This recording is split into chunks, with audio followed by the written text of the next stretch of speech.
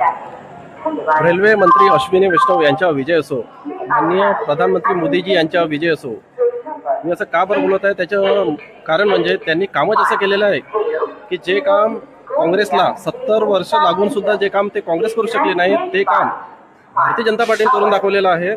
यांनी रेल्वेचं प्रायव्हेटीकरण करून याचा पूर्ण सत्यानाश केलेला आहे। त्यामुळे इथले जे जनता आहे जे रेल्वेने जाणं येणं करतात त्यांना फार त्रास सहन करावा लागतो।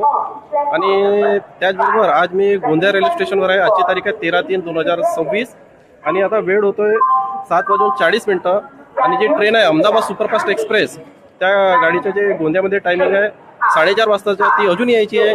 त्यानंतर रायपूर इतवारी लोकल तिचे टायमिंग आहे 6:30 वाजताची, ती पण अजून यायची आहे। आणि त्यानंतर जी ट्रेन आहे छत्तीसगड तिचं टायमिंग आहे 7:20 ती ट्रेन पण यायची आहे।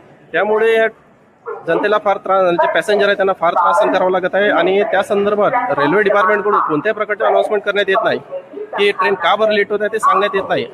आणि त्यामुळे कोणती ट्रेन कधी येईल त्याबद्दल पण जनतेला आणि जे पॅसेंजर लोक आहेत त्यांना म्हणजे कळत नाही की कोणती ट्रेन कधी येईल, कोणत्या वेळेवर येईल। आणि त्या संदर्भात जर जे स्टेशन सुप्रिटेंडंट्स आहेत त्यांच्याकडे जर विचारायला गेलं तर ते फक्त 3 उत्तर देतात। ते म्हणतात की एक तर टेक्निकल प्रॉब्लेम आहे किंवा साले कसं आहे आमगावच्या जवळपास काम चालू आहे, नाही तर मग वरून आदेश आहेत असं सांगतात आणि फक्त मालगाड्या सप्लाय करतात। त्यामुळे इथल्या लोकांना फार त्रास सहन करावा लागत आहे। आणि मुख्य म्हणजे जे आपलं योगी आदित्यनाथ जे आहेत ते मागील काही दिवसामध्ये जपानला गेले होते आणि त्या ज्या ट्रेनमध्ये सफर केला त्या ट्रेनमध्ये त्यांनी त्या ट्रेनची स्पीड होती 400 आणि ते 400च्या स्पीडमध्ये सफर करून आलेले आहेत। मी योगी आदित्यनाथजीला विनंती करतो की त्यांनी जे नागपूर ते इतवारी ते रायपूर आणि रायपूर ते इतवारी या ट्रेनमध्ये फक्त 15 दिवस जाणं येणं करावं।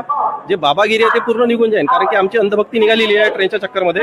आणि रेल्वे डिपार्टमेंट व इतर कोणी पण या समस्याकडे दुर्लक्ष करत आहेत। आणि मुख्य म्हणजे माझी रेल्वे मंत्रीला विनंती आहे की जर आपल्याला ट्रेन वेळेवर चालवता येत नसतील, ते आपलं नियोजन करता नसेल तर आपण त्या पदावर बसू नका, कारण की आपल्या या चुकीच्या निर्णयामध्ये जनतेला त्रास सहन करावा लागत आहे।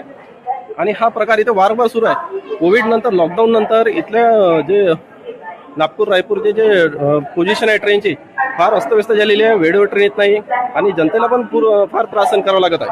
हे बघा, जनता बघा आहे